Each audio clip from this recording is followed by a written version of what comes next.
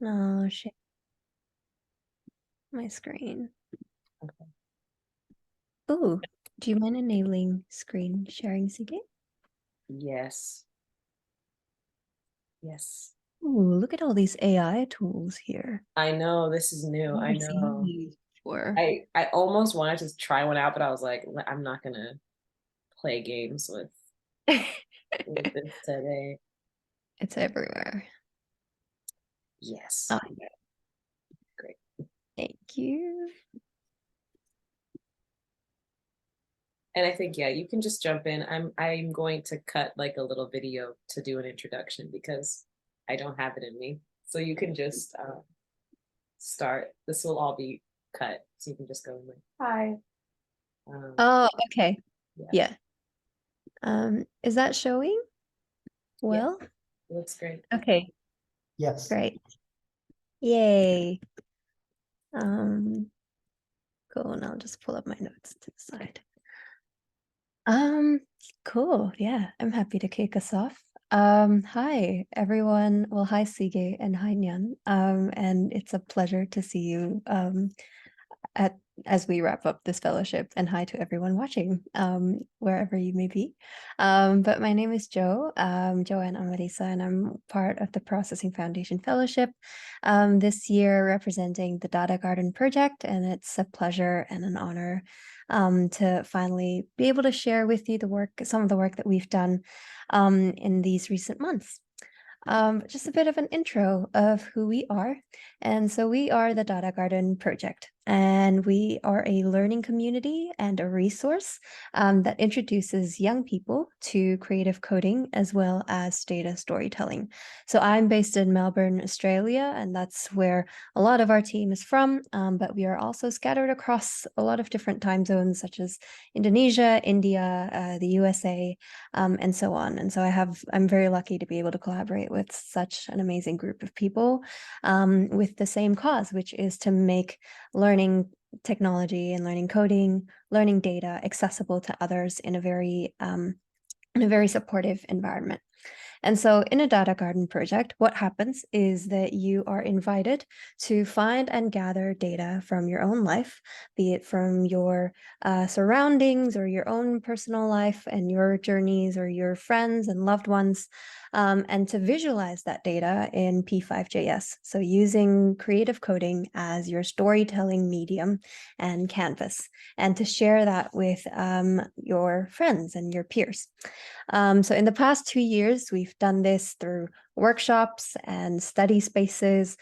We've held, weekend hours together. We gather at Discord. We run online workshops together. And this year, we've made our learning material shareable with the rest of the world. And that's what we did with the fellowship. So this is the Data Garden Guidebook, and it is a free Notion resource for learners as well as educators, consisting of all of our learning content and activities for anyone to start their own Data Garden project. And I'll give you examples of what that might look like later on. But so how does it work? The Notion resource consists of 6 modules. So the first 3 modules, we learn about an introduction to P5JS, getting students comfortable with the environment and the ecosystem of creative coding, as well as paired with some storytelling or writing homeworks. And so this is a very quick clip, and so I'll press next on my slide. Yeah, there we go. So the first 3 modules, they are introduced to P5JS, to creative coding with brainstorming activities, creative coding challenges, a lot of speed exercises to get them started. And it takes them all the way from basic drawing and basic shapes in P5 all the way to concepts of loops and arrays, and all keeping it all very beginner friendly and introductory. And then in the last 3 modules is where we deep dive into that data storytelling world. We flesh out creative ideas of what themes do they want to raise in their projects. Maybe they want to share about the food in their pantry, or their favorite music playlists, or things that they find in their travels, and they take notes, and we guide them through a bunch of promptive exercises to help guide their journey in that as well. And so I think the best way to describe what we do is by also sharing with you some work that was made by our students. So I can't go through this presentation without showing you at least some of them. So for example, this one is by Sarah, who is part of our community in Jakarta, Indonesia. So Sarah was reading a book called Piranesi, The Man of the House, which is about a man who lives in a castle in the middle of the ocean. And she visualized that story using P5JS in this website that she's built. Another one of our students, Kelly from Melbourne, has created a whole flower grid called Lockdown Listening, illustrating the playlists that she listened to while she was locked in her home in Melbourne's lockdowns. Another one by Arshi, one of our community members in Kolkata, India, who's also a strong member of our community. She developed a P5JS website called Race Against Time and depicted a city in a starry night. And all of the data is hidden inside each window. And I won't spoil you what the data is about, but you can find it in our website, datagardenproject.com. And then also, this one by Amber, who is in USA, and she visualized all the visits that her and her family has taken to grandma's house, and visualized it in a pattern that reflects the doilies that is found on her grandma's dining table, and depicting different categories such as desserts or dancing or music or hugs or kisses and love, and all of that using a combination of data and creative coding. And so, yeah, I suppose all of that to say that the guidebook that we created. So if I'll maybe go back to explain a little bit more on that. But yeah, the guidebook that we created, it is a resource that we want to kind of offer to young people, but also to educators. It consists of both written and video tutorials that are also up on our YouTube. It has facilitators guides to help either young people or educators or anyone in between to facilitate those workshops on their own, to their own communities and to their own classrooms, because we believe that they are best placed to do that. And we truly believe in the power of storytelling to be able to break those learning barriers, and to also explore a new possibility of what you can do with processing. And so going back to my slide, I'm sorry, I should be more organized with these things, but yeah. So coming back here, our why and why does our project exist? Well, firstly, we want to offer a warmer welcome to code. So I am not a coder nor a data scientist. I am a writer slash storyteller, but I have seen what happens when those learning barriers are broken. So building with code and data for the purpose of storytelling and sharing it as this card to your friend next to you in a sort of after school art club activity. We spin technology into something that is malleable and playful and anyone can join. And so you scrapbook your data onto a JavaScript canvas, and in a way it invites people in to take part because they feel that that can be for them too, that everyone has a story to tell. And so we've seen that happening in the cohorts that we teach, how technology enables a community of belonging and care as what we found within this project. And so hopefully that opens up the barrier too. And who for?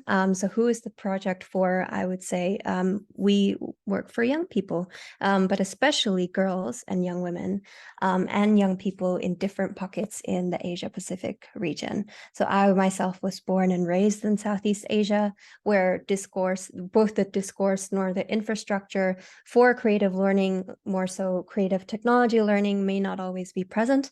And so being able to reclaim some of that for underrepresented communities matter a lot to us, especially partnering with educators and grassroots communities to bring this learning material and adapt it to their learning needs. And we also know that globally girls are less encouraged to take up STEM courses, as we are all aware, because of the fact of what technology may sometimes represent and biases that circle us that may make them feel like it's not for them. And so again, reclaiming it as an art practice, reclaiming it as this is a storytelling class, and we use code as that medium and as that canvas.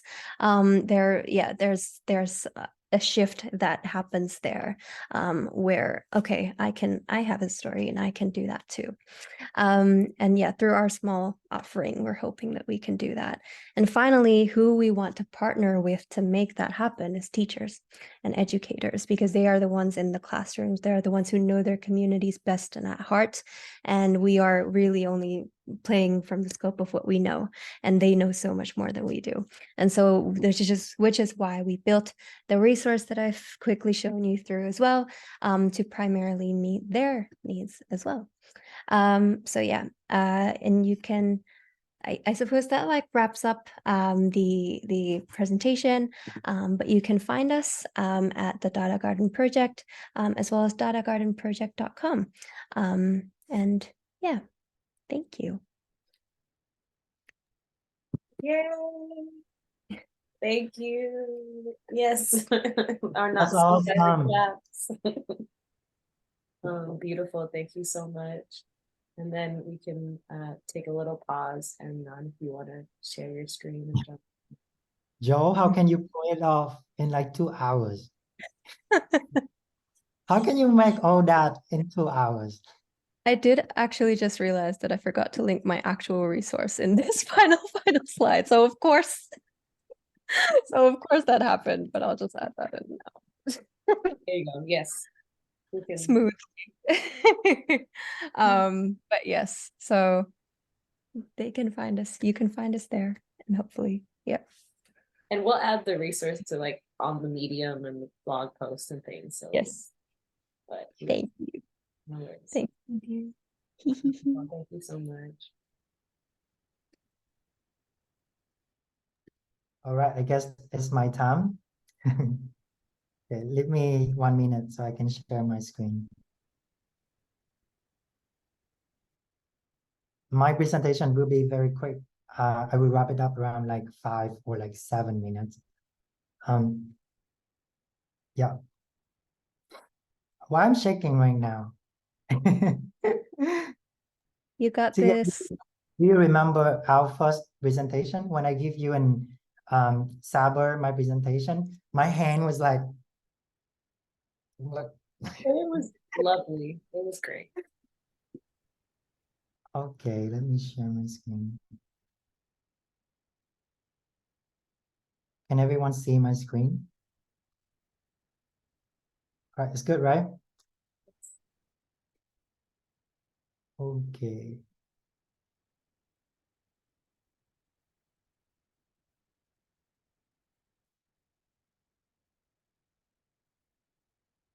All right, let's get started. Okay, so thank you, Joe, for bringing the spring to processing. So now it's me, I'm gonna bring the summer. Because now we are going to a beach, and I would like to introduce you guys couch surfing. So before I start anything, my name is Nhan. I'm one of the fellows of the Processing Fellowship 2023. I'm from Vietnam, and I'm currently working in Vietnam as a educator in technology. So couchsurfing, what is couchsurfing? So couchsurfing is a backyard science study club, and our mission is to make code accessible and affordable to young people in Vietnam. The language that we use at couchsurfing is entirely in Vietnamese, our language. And by doing this, I hope more and more young people in Vietnam know how to code and can use code for meaningful design as their idea. All right. So couchsurfing was initiated by me during my processing fellowship. So for the past few months has been very hectic for me because I have built Couchsurfing from zero, and there's a lot of help from other community members. So what exactly that we are doing at Couchsurfing? So the activity at Couchsurfing can be broken down into 3 levels. The first one, we will host community gathering. At this level, all the participants will join, and we will demystify, and also we will get everyone on board about what is coding, what is creative coding, and how code can be integrated to their life. On the second level, we're gonna offer short-term and weekend workshops for everyone to try code by themselves for the first time, and also collaborate with local artists to show them how code can be integrated into other creative medium. And last but not least, we also have the entire course where we teach a student P5.js from the beginning to where they are comfortable to use P5.js on their own. So in October, Couchsurfing has hosted 3 community events with participants from diverse backgrounds in Saigon. We have artists, we have writers, we have musicians, and we also have teachers.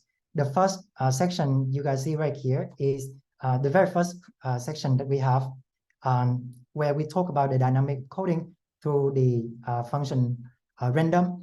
And all the participants here are actually writers.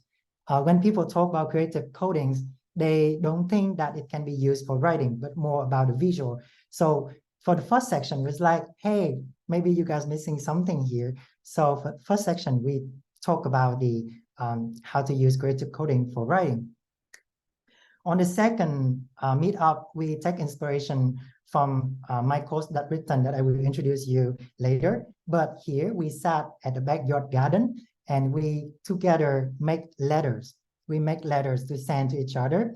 And from that, we build a narrative on how we can make intimate connection in programming. So people can know that code is not just boring. It's not just about numbers. It also can be used for your intimate purpose.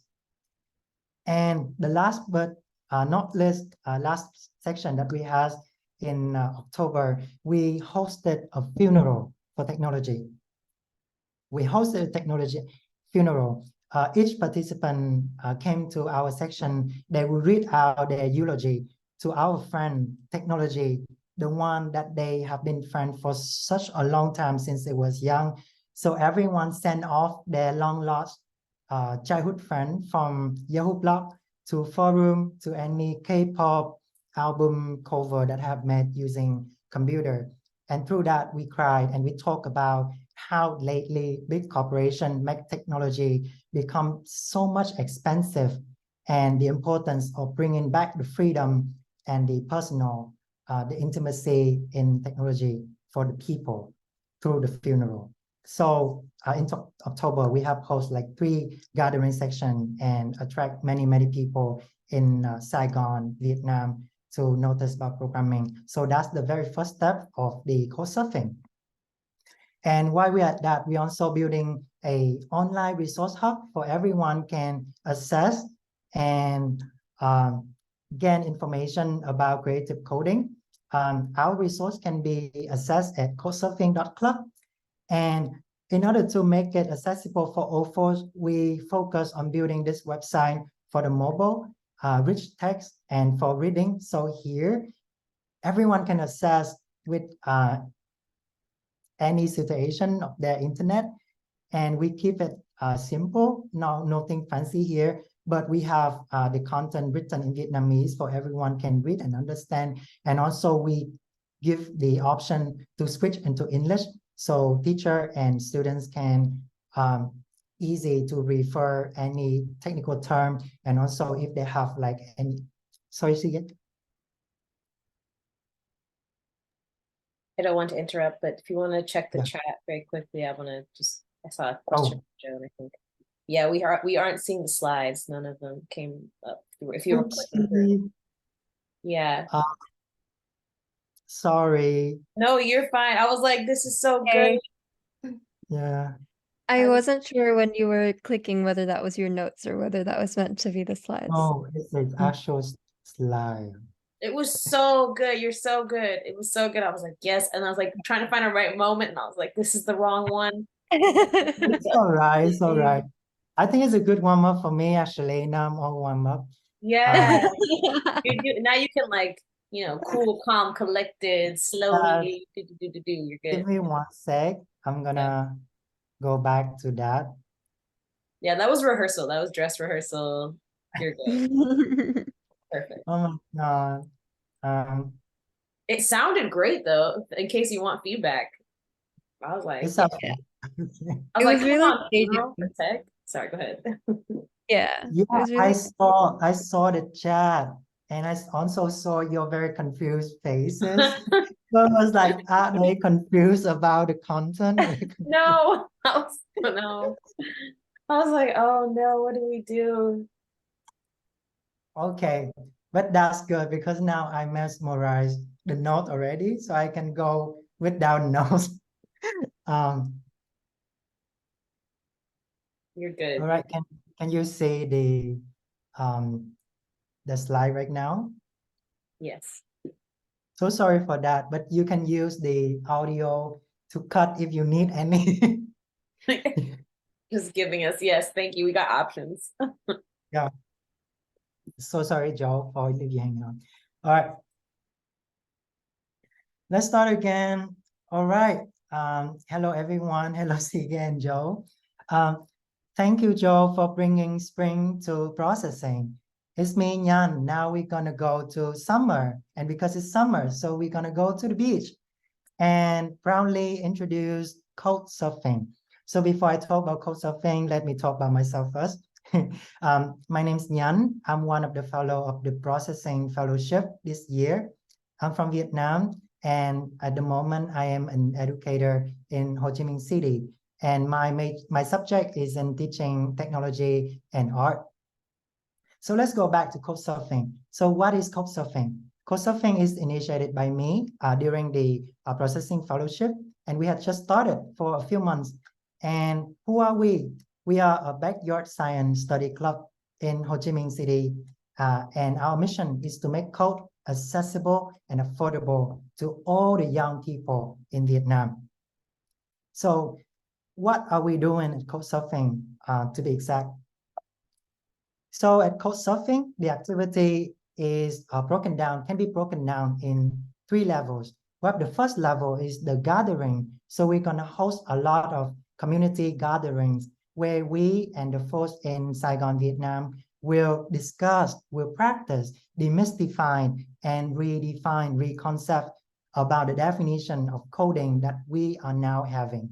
Because everyone in Vietnam right now has such different definition about coding in their mind. So why not we join each other on a chat on addressing some main concept and main concern that we are having right now about programming. So in October, we are successfully hosted 3 events. The first gathering, we target only writers because when it comes to creative coding, everyone just thought like, oh, creative coding just for the artists, they want to draw something beautiful. But actually, creative coding can do more than that and can actually help you on maybe writing. So here, 15 students join me on the writing section, and we together discover how the random function in coding can help us in increasing the dynamic of our work. On the second one, students join me on the backyard speed date. I call it a backyard speed date because it happened only in 1 hour. And within 1 hour, we sat down in our garden, we talked about programming. And what were we doing here? We actually make letters and send it to each other. Because for me, this is actually take inspiration from Jo and from one of her favorite work in the data garden about 2 people communicate with data visualization. And here I think like letter is something that's very intimate and very personal to each other. And by the practice of making letter and explain the meaning of our work in front of other people, we then talk about intimacy in programming and how can we use programming to produce intimate and personal work. And the latest one, we throw a funeral to technology where each participant gonna come up with me and they will read out loud their eulogy to send off their long lost childhood friend technology. I have students talk about forum, they talk about Yahoo blog, they talk about the K-pop album cover that they used to make using their computer. We all cried. And then after that, from the eulogy to send off our friend technology, we talk about how big corporations make it so expensive for us right now to catch up with the technology, and how we, as a practitioner, feel very oppressed. Sometimes we feel very like helpless to catch up with the technology. Why such a friendly thing to us now becomes such a behemoth, such like a humongous force that us need to catch up. So in the last gathering, we all say goodbye to our old friend technology. So that's the three first meet up for our community in Saigon that CoSurfing has done in October. So what's next in December? We're gonna move on to our second level, which is workshop, where we're gonna host like multiple section of workshop or the weekend workshop, where we plan to collaborate with our local artists, our local collective. And my plan is to show them like creative coding does not stand alone, but it can also be used integratedly with other creative medium, for example, printing, for example, carpenter. And I will gather like small group of students and we together explore what we can do by coding and get their hand dirty on coding for the first time in their life. And last but not least, it's not going to happen right now, but it's going to be in the future. We're going to move on to teach our student a full course using p5.js and talk about a full course on p5.js. This is not the only thing I made during my fellowship this year.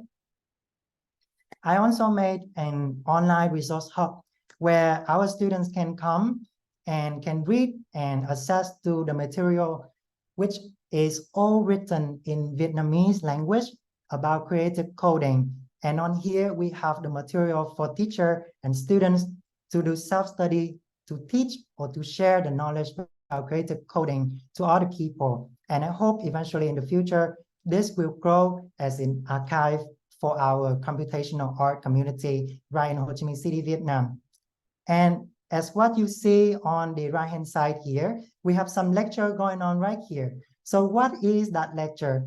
During that fellowship, I have developed the first course of Couchsurfing. This is gonna be the pillar for our academic at the Couchsurfing, the course called Sensory Narratives. So during my presentation, I have constantly talking about how to make code friendly and how to make code intimate to ourselves and to our students. So the first code sensory narrative is building around ecology, building around the nature that we are living in. I keep thinking, when I start this fellowship, I keep thinking about a thing like, at the climate that we are living right now, we are constantly got promoted that technology will take us to a virtual place. It's say that technology will make our life so much advanced to the way that sometimes I feel very disconnected to the thing happen around me, and especially to the climate around me and to the climate change happen on the earth. So how can we use technology as a way to mediate that connection between us and to nature? And from that mediation, how can we make technology for our personal ideas, like the ideas of connect back to our Mother Earth? So the idea of this course is around ecology, and it will surround how to get in touch with our surrounding and how to get in touch with our technology. And in order to achieve that, this course is built on 4 units. The first unit will teach students how to connect with our surrounding using like simple computer gadgets like mouse and keyboard. The second one, we focus on how to connect us with the nature through seeing. The third one is through hearing. And the last one is beyond our hearing, and seeing, we connect to the nature through censoring data. And this class will urge students to come back, touch down and be grounded and reach out for connection. How can we do that? At the end of each unit, we have the project that student has to go out and do something. For example, in unit 1, similar with the idea of the workshop, in unit 1, the end of it, we ask students to make a letter and send it to their loved one to see how the interaction of computer can deliver such intimate message. For example, in the end of unit 3, we urge students to go out and record a soundscape. And after that, they will use p5.js to visually amplify a subject within the soundscape. So they will be more conscious about the environment around themselves. And I hope by being conscious about the changes happen in the surrounding nature around them, they will further develop a sympathy to the nature. And maybe in the future, they can use the technology to solve the problem that our climate change is happening right now in our local environment.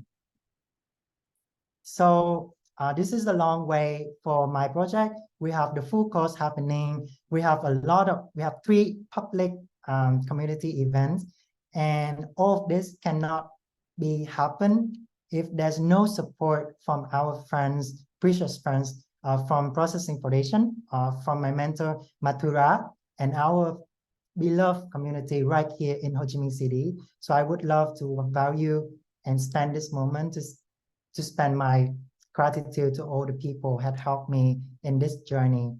And this is very lucky and very grateful for me to found the community of processing. And what I'm doing right here is to continue that mission. I want all the students and all the young people in Saigon to continue finding the community, and maybe Couchsurfing can be the first community that offer them a safe place for them to thrive their assets in the common language of programming. So this is Nhan from Saigon. Thank you for listening.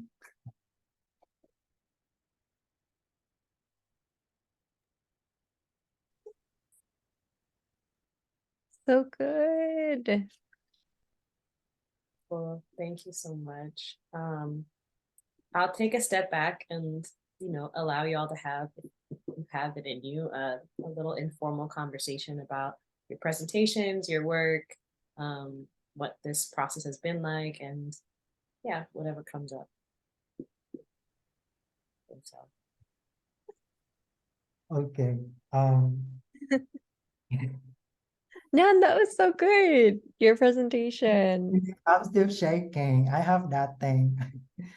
I'm not good online. Like I'm more comfortable in in-person classroom.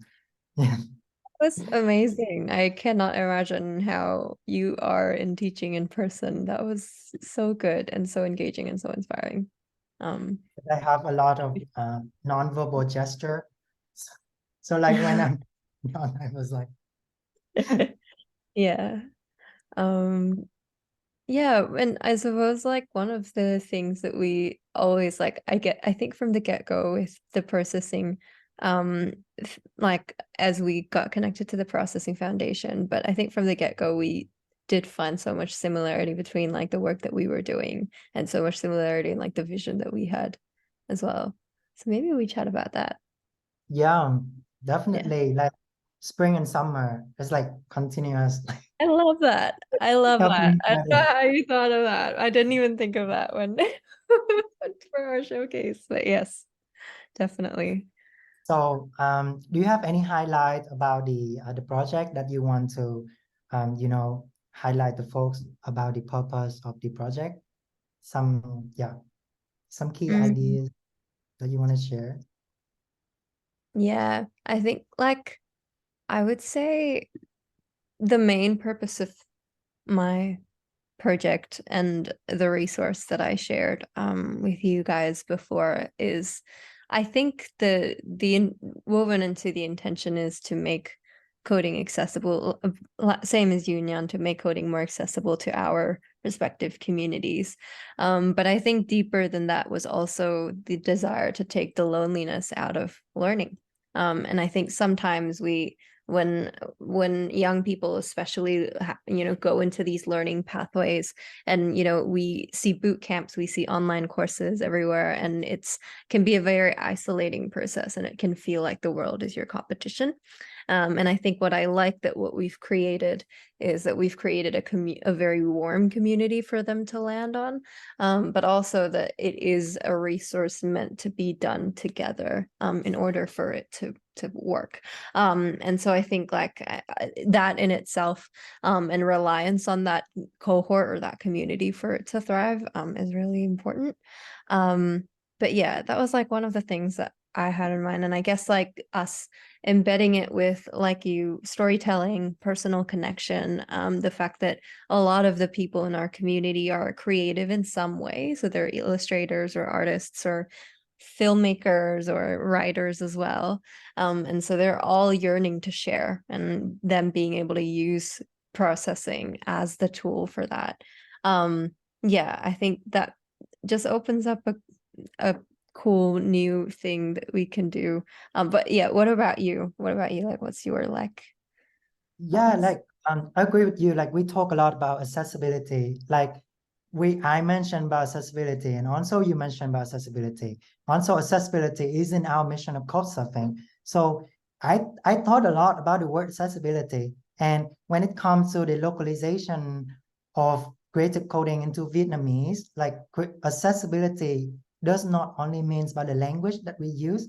It's not just about how we translate the material and the resource into the language of Vietnamese, but also how we can eliminate the Western-centric aspect of the teaching of the coding. Because like during my teaching for a long time here, like we keep using the sample from the textbooks. And the sample from textbook is very like a white-centric point of view. Sometimes it's not related at all to the background here. And the students always come to me like, I don't understand this point. So I think first and foremost, accessibility should be more than just translating the language, but also like giving the material in the background of the local.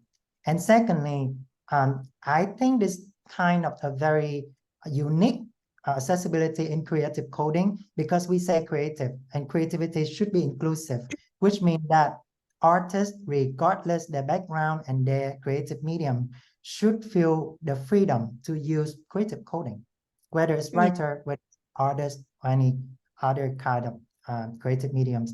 One very common question that newcomers always ask me is like, I'm a photographer, can I use coding? I'm a Yeah. painter, can I use coding? Yeah. And that's why I was like, oh, for the first workshop I want to make in code surfing, it's like I want to take them out to study code and then take them out to use code with other medium to show them that there is the connection. There's accessibility to every single artist to entry creative coding. Yeah. And Yeah. what and also on that note, like you say, the freedom and of using coding amid the climate that there's a lot of boot camp happening, and they constantly marketing coding as like a life-changing decision, as like you're gonna be so rich learning coding, and obviously taking the friendliness out of it. Like I would also love to talk about affordability. Then affordability is not only about the cost of study, but to me, it's more about the freedom of choosing code as a Mm. tool. Yeah, Yeah. until everyone's like have the freedom of using code like writing, like photography, like drawing, without any burden about financial background, about like their social status. I think until then we can tell that programming is affordable. Yeah. That is so profound. And I think breaking it away from there's this one programming pathway and there's this one front end, back end data science pathway, and reclaiming it. That's why I think we use the word reclaiming a lot, but reclaiming it as part of your practice Yes. is so important. And I think I always, when I introduce our project, and I always use the words like this is an after school scrapbook activity, or like collective journaling activity, collective art activity. I introduce it as a storytelling resource as equally as much as I introduce it as a coding resource. And that is because, you know, if a friend of mine came up to me and said, I'm gonna do an after school art activity, we're gonna draw into some coloring books together, I don't have anything in me to I wouldn't have anything that would have prompted me to go, oh, I can't do that and I can't be a part of that. And I feel like that should be the goal with creative coding, where, you know, there shouldn't be any reason or any societal bias or any boundary there around, oh, but that's just not, I'm just not into that. It's like anyone can can color within the lines. And so in a way we have to kind of make it, and in order for it to be able to be adopted by especially young people, and especially people who maybe either by themselves or people around them or by society at large have been told that they cannot do it or that it is not a field for them, it is like that much more important for it to be that accessible. I guess. But yeah, and I think what you said about internationalization too, Nhan, you were probably like, yeah, one of the first people that I think you helped me. I think you inspired me to really have this paradigm shift in my journey, with the fellowship of internationalization is not a matter of translating language. And that is so true, that it is adapting the content and it is really trusting the educators and the community to know what is best, to know what is the best way for it. So I think our project like shifted from, okay, we want to make this incredible resource and we'll have it in like 5 different languages for so many people, but we shifted from that into from a content focus to a partnerships focus, and really diverting our energy, rightly so, towards finding those grassroots communities and finding those educators. And we still are now, but I think that has been a much more intentional and much more like really worthwhile and really worthwhile approach, because then we are actually adapting this to them and like responding and back and forth in that way. And I think it becomes very exciting because they bring into the resource what we wouldn't have thought of before. Yeah, how has that been for you in terms of like, how do you adapt the things that you maybe the things that you've prepared for like different cohorts that you teach, or maybe when you're partnering with different organizations as well? Yeah, like it's like the like I tell you, the localization of the creative coding is more than just translating, and it's not just about making the content, but also a lot about how you deliver that content. You can make Yeah. like a perfect content, but if you don't know how to deliver into the local community, that the message will not come through. And when the message will not come through, that the student will develop even further distance and reluctant hesitation toward to the study. So what I'm doing right here is like, I used to have a very ambitious, a very ambitious plan for the fellowship. I was like, oh, I want to teach like 100 kids. I want everyone to learn how to code. But it's actually everything start from the heart. Like you can say, like I start the gathering, very small gathering, 15 people, 20 people. But I try to listen to them more than forcing them to study.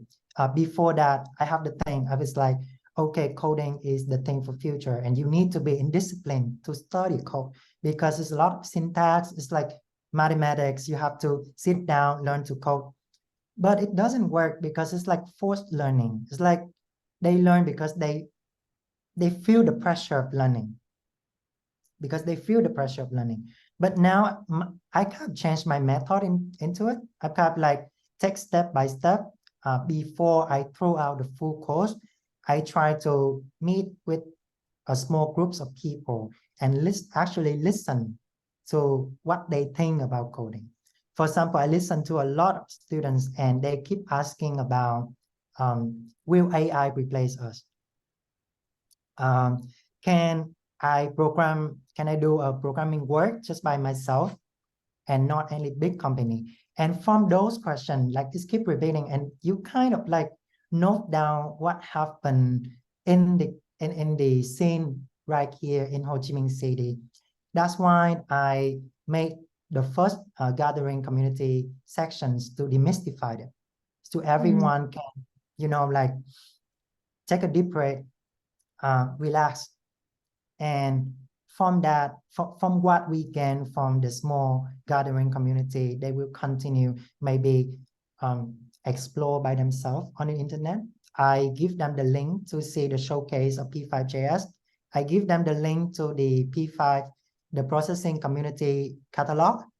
It was like go on that, see what other people do. It's not just a extravagant projection of visual, it can be anything. So maybe go on that, see if you have anything that speak to you, sympathy to you. Don't let the other pressure you on study, because I don't believe in pressure study. I think study should be come from the heart.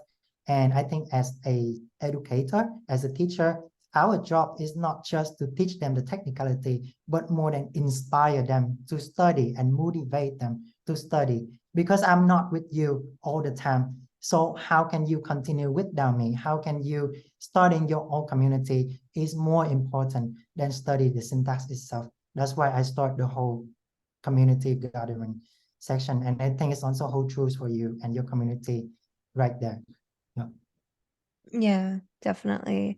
I think the part that I loved in building the resource and also running the community at the same time, I think delight begets delight. So as in like we find so much delight in like, gathering together and just like, doing the material together. And sometimes it's just like a study space and everyone's troubleshooting their own thing. And like we're just scrambling Stack Overflow for answers or, That's where you like learn, sorry? where you learn the most. Yeah, exactly. Basically. And and we're all, and it's different from a teacher to student environment with us. We're very strictly peer learning. And we keep it that way. And I think like what that does is we let the resource wax poetic and be colorful and fun and warm and cozy and friendly, and not have to imitate an online coding course for that reason, is that we rid ourselves of that pressure. And also we delight in creating it and testing it out together, creating stuff from it and building it together. And because of that, I think it gives me a lot of hope, and yeah, it gives me a lot of hope that future learners and educators can delight in it too. Because if you're not, yeah, I think like when you're delighted in building something and it's something that we believe in, it will just resonate from there as well. And the fact So that one, I'm yeah, sorry, go on. sorry, That's continue. okay. Oh, I So think I was just gonna say the fact that we built it together and built it so that it has to be done together. So I think that's like, I'm not prescriptive of how the resource is used, and sometimes teachers want to, oh, I'll pick apart this module and this module. I think you and I had a similar conversation of like, maybe I'll be inspired by this one, and I'll be inspired by that one. That's perfect. And we did design it to be modular. And I think it's most exciting when it is not prescriptive, but the one hope that I do have with it is that it's not done alone, and it's either either a friend group or a class or even a duo of friends, like and I think that component is integral to it, I would say. Yeah. yeah, Sorry, what were you saying, Nhan?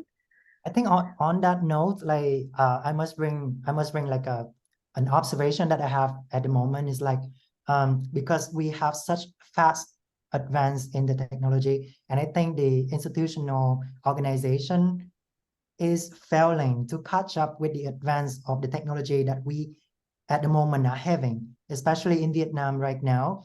In 2019, there's only like 2 programs that teach data science for the population, the same with New York City. So the institutional organization here obviously behind the advance of technology. So we must highlight the role of non-institutional organization and independent educators in educate young people in technology.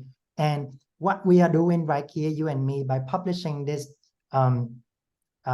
course online for free, for folks to enter, we actually giving more options to young students to access into the world of programming. And by you say by any means, by duo, by learning by yourself, learning by group. So I think non-institutional education will like starting develop more and more in the future. And I hope it will shape the new landscape of programming education at the moment. Yeah. Yeah. So is there any learning that you learned from your processing journey throughout Uh, the so many, but I guess to summarize, I think the first was what we touched on earlier about internationalization. And that was just from I think actually that was maybe one of the first check-ins that we had, and I saw you were updating us about your work, and you said something like that, like localization is not just language, and all of that, and that meaningful adaptation of it has to be into the content, into the materials and activities. And that, just like that one sentence, just like put me in like a shift, and like, okay, I need to rethink like what we consider to be the success of this resource. And so I think that was like a big learning moment for me. But I guess like in a more personal note, it was also the fact that to not, again, this is about kind of shedding that pressure of we need to be like this online coding course that teaches all of the languages and all of the programming. The fact is that our community members come to us at the end of a workshop or in Discord and say to us, I love that I know that I'll be able to create one thing, and I'm, learning one language, and that is their pathway in. But I think we offer that entryway, and we don't have to be this exhaustive resource, but it's enough to kind of just be that soil for them to first land on. And I think it was a big learning of it's okay to tap into your uniqueness. And if for us that is storytelling, and the fact that I again am not from a data science or coding background, but that I get to do this with the Processing Foundation has been incredible and so humbling, and in a way just evidence of the incredible work that that everyone is doing, and also evidence that this can really be accessible, and this really is a practice that's available for all. And so so I think like that's for me, I suppose. It's like you can tap into your uniqueness, and you have to partner with people in meaningful ways. But I don't know, what about you? Yeah, like I come from the background engineer, and so whenever I tap in any project, I tend to make it end to end, very comprehensive, a lot of things. So I tend to dream big. I have a large vision. And when when I start my fellowship, I promise a lot. And for me at that moment, now looking back, I still, oh my God, that's so ambitious. I don't know how I finish it within 3 months. So, but there's one thing that helped me a lot during the process with the processing. The process is processing, is practicality. So whenever like a lot of practicality, and a big thanks to my mentor Mathura, while working with my mentor Mathura, we break down that ambitious vision that I have in my mind into small achievable plans. And from that, we try to build our code surfing bit by bit toward to the vision that we have at the beginning. So at the beginning, I vision the code surfing as a community study club. And the heart of our community study club is about ecology, how you can use technology to make impact to climate change.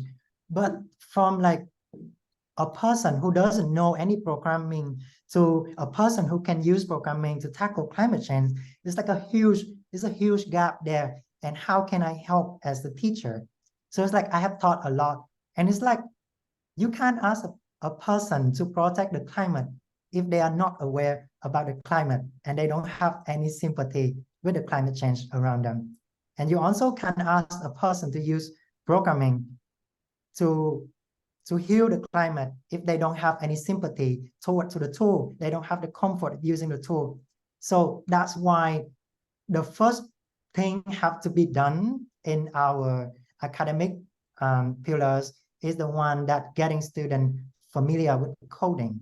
And through code, we implicitly take the students back to your nature, like not too far into the virtual, but like use the technology to back into your nature. And after you back at that nature, now we're gonna talk about how we can use technology to affect that.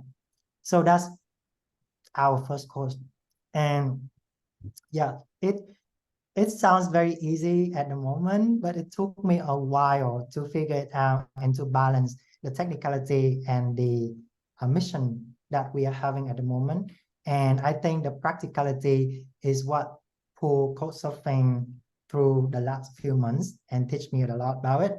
And the second thing that I learned from the fellowship is that to go further, we go together.